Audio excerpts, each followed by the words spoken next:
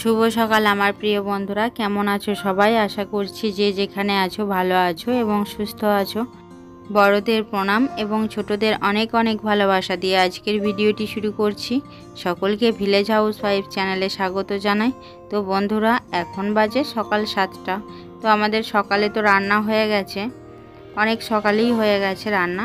তো এখন দেখো আমি উনুন শালটা পরিষ্কার করে নিচ্ছি। আর ওই বস্তাগুলো দেখতে পাচ্ছ, ওই বস্তাগুলোর মধ্যে কাঠ আছে, শুকনো কাঠ। তো কাঠগুলো শুকিয়ে বস্তার মধ্যেই ভরে রাখা হয়েছে, কারণ যেহেতু মাটিটা ভিজে রয়েছে ওই জন্য মাটিতে না রেখে বস্তার মধ্যে ভরে দেওয়া হয়েছে। উনুন শালটা পরিষ্কার করে নিয়ে ঘরের মেঝেটা পরিষ্কার করছিলাম। তো অনেক দিন ঘরের মেঝেটা পরিষ্কার করা হয়নি, শুধু সামনেটুকুই যা মুছে নিচ্ছিলাম, ঝাড় দিয়ে দিচ্ছিলাম। কিন্তু খাটের নিচটা প্রচণ্ড নোংরা হয়ে গিয়েছিল। ছেলে তো খেলা করে, তো যত কাগজ সব ওর মধ্যে ফেলে দেয়। তো অনেক দিন ধরেই পরিষ্কার করব ভাবছি, কিন্তু করা হয়ে উঠছে না, কারণ মা বাবা দুজনেই তো কাজে যাচ্ছেন। আর বাবা বাড়িতে থাকলে আমি বাড়িতে যে কাজগুলো আমার বাকি থাকে সেগুলো করা হয়ে যায়। আর আমি যেহেতু ছেলেকে নিয়ে স্কুলে যাচ্ছি, সেজন্য ঘরটা পরিষ্কার করা হচ্ছিল না ঠিক করে। আজ বাবা বাড়িতে আছেন, তো বাবাই নিয়ে যাবেন ছেলেকে স্কুলে, ওর জন্য আমি এখন ঘরটা ভালো করে ঝাঁট দিয়ে পরিষ্কার করে নিলাম। আর এদিকে কিছু কাঠ ছিল মেলার, তো সেই কাঠগুলো মেলে দিলাম। তারপরে এখন বিছানার চাদর বালিশের কভার মাখিয়ে রেখেছি, পরে কেচে নেব। আর আজকে তো ধরো আমি স্কুলে যাব না, বাবা যাবেন ছেলে দিতে, তো ওর জন্য আজকে বেশ তাড়াহুড়োও নেই। আর না হলে যদি ছেলের স্কুল থাকে তাহলে খুব তাড়াহুড়ো হয়, ওর জন্য আজকে আস্তে আস্তে কাজগুলো বাগিয়ে নিচ্ছি। যাই হোক, ঘরটা তো ভালো করে ঝেড়ে নিয়েছিলাম, ঝেড়ে নেবার পর এখন দেখো মুছে নিচ্ছি। তো আমার এদিকে ঘরটাও মোছা হয়ে গেছে, এখন ছেলেকে রেডি করিয়ে দেব। তো বন্ধুরা, ছেলেকে স্নান করিয়ে রেডি করিয়ে দিয়েছি। তো এখন ভাত খাইয়ে দিচ্ছি ওকে, যেহেতু সকালে ভাত রান্না হয়ে গেছে ওই জন্য ওকে ভাত খাইয়েই পাঠাচ্ছি, কারণ ও মুড়ি তো খেতে চায় না, তোমাদেরকে তো বলেছি অনেকবার। আর যেহেতু ওদের ক্লাস শুরু হয় 10:45, এখন বাজে 10:10। তারপর ওকে খাওয়াবো, খাইয়ে তারপর রেডি করিয়ে স্কুলে পাঠিয়ে দেব। আর বাবা ওদিকে রেডি হয়ে বসে আছেন। আজ বাবা বাড়ি না থাকলে আমাকে স্কুলে যেতে হতো। আর এদিকে আমার বাড়ির কাজগুলো যেগুলোর বাগানোর সেগুলো বাগানো হতো না। ওদিকে রুবি আর রুবির মাকেও খেতে দিতে যেতে হবে না, তার কারণ বাবা সকালেই ওদেরকে মাঠে দিয়ে এসছেন, তো ওরা এখন মাঠে চড়ছে। আর যাই হোক, ছেলেকে এদিকে খাওয়ানো হয়ে গেছে, তো চলো এখন ওকে স্কুলে পাঠিয়ে দিই। টাটা।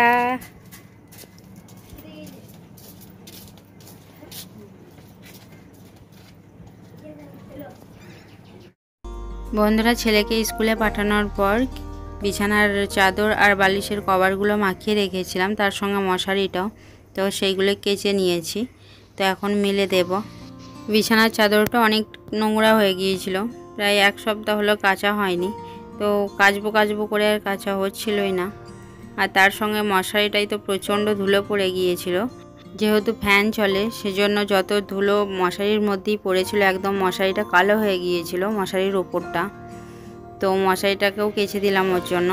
তার সঙ্গে ছেলেরও কিছু জামা ছিল, সেগুলোও কেচে নিলাম। আর বাবার ঘরের বালিশের কভার আর বিছানার চাদরগুলোও কাচতে হবে, কিন্তু আজ আর কাচা হবে না, কারণ এই দড়িতে আর জায়গা নেই। আর জায়গা না থাকলেই মুশকিল হয়, ওই জন্য বাবারগুলো আজকে আর কাচবো না, অন্যদিন কেচে দেব।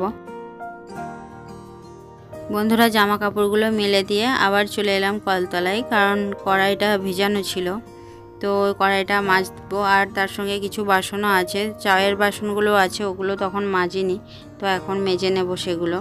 আর কড়াইটা প্রচণ্ড কালি হয়েছিল, ওর জন্য সকালেই রান্না করে মা ভিজিয়ে দিয়েছিলেন, এখন আমি মেজে নিচ্ছি। আর এই কড়াইটা এত কালি হয় যে একদম যা তা তার সঙ্গে উঠতে চায় না, ওর জন্যই ভিজানো ছিল।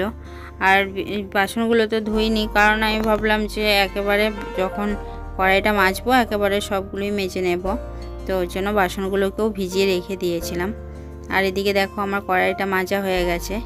কড়াইটা মেজে এখন চা করার জায়গাটা মেজে নিচ্ছি। আর চা তো উনানে হয়েছিল, যেহেতু গ্যাসে হয়নি, ওই জন্য চায়ের জায়গাটাও কালি হয়ে গেছে, তো ওটাও ভালো করে মেজে নিচ্ছি। তার সঙ্গে কলতলাটাও পরিষ্কার করে নেব, কলতলাটাও শ্যাওলা পড়ে গেছে প্রচণ্ড। আর শ্যাওলা তো খুব একটা পড়ে না, যেহেতু প্রতিদিনই মেজে নেওয়া হয়, কিন্তু এই কয়েকদিন মাজা হয়নি, ওর জন্য অনেক শ্যাওলা পড়ে গেছে। আর এই শ্যাওলা পড়ে গেলে তো খুব স্লিপ কাটে, আর যেহেতু ছেলেও বারবার এদিকে যাওয়া আসা করে, আর ওর জন্য বিশেষ করে আজকেই পরিষ্কার করে নেব।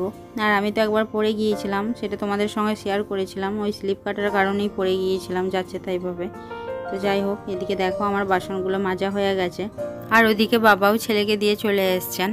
আর ছেলেকে দিয়ে এসে বাবা মাঠে গেছেন রুবি আর রুবির মাকে দেখতে। তার কারণ হলো মাঠে তো এখন সবাই ধান লাগিয়েছে, তো একবার রুবির মা একটা মাঠে নেমে গিয়েছিল, তো অনেক ধান নষ্ট করে দিয়েছিল, সেই জন্য বাবা ওদেরকে দেখতে গেছেন যে যাতে কারো মাঠে না নেমে যায়। ওদেরকে এমনিতেই বেঁধে দিয়ে আসা হয়, তবুও বলা তো যায় না যদি কারো মাঠে নেমে যায়। আর ওদেরকে যদি যেখানে বাঁধা হয় আর কি, সেখানে যদি বাঁধা থাকে তাহলে ওদের রোদের মধ্যে ওরা সহ্য করতে পারবে না। আর এমনিতেই মাঠে যেখানে দিয়ে আসা হয় সেখানে গাছ আছে, তো গাছতলায় ওদের কোনো সমস্যা হয় না, গাছতলায় বেশ ছায়া থাকে।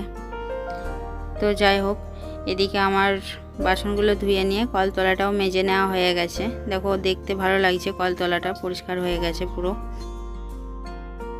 কলতলাটা পরিষ্কার করে সফেদের জলে চিরুনিগুলো ভিজিয়ে রেখেছিলাম, তো সেই চিরুনিগুলো এখন ভালো করে ধুয়ে নিচ্ছি, কারণ ওইগুলোও নোংরা হয়ে গিয়েছিল, একদম কালো কালো হয়ে গিয়েছিল।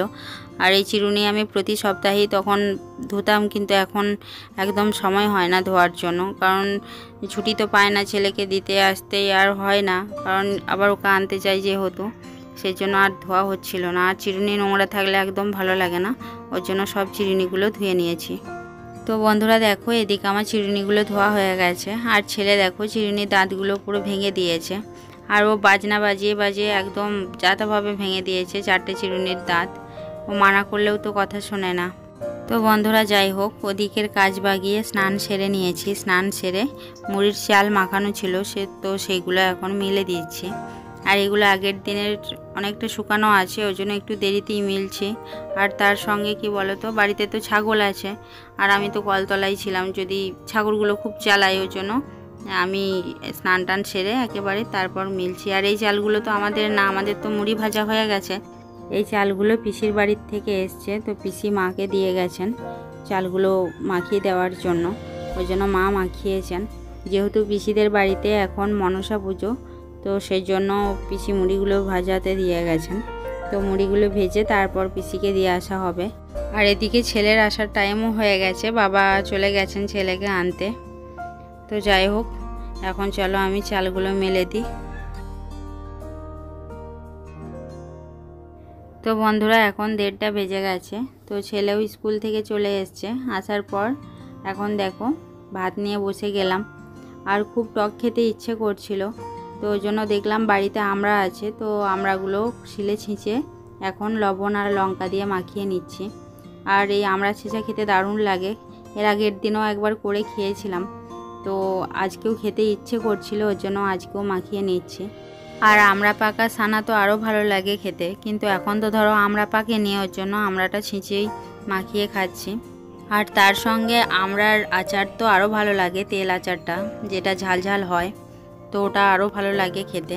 কিন্তু কি বলো তো, আমাদের বাড়িতে নাকি বলে আচার করতে নেই, অনেক রকম নিয়ম আছে, সেজন্য বাড়িতে আচার করা হয় না। যেটুকু রান্নার মাধ্যমে হয় সেইটুকুই হয়, তাছাড়া আর আচার করা হয় না। তো বন্ধুরা যাই হোক, আমড়া মাখাটা দেখি আমার জিভে জল চলে আসছে, তো আর থাকতে পারছি না।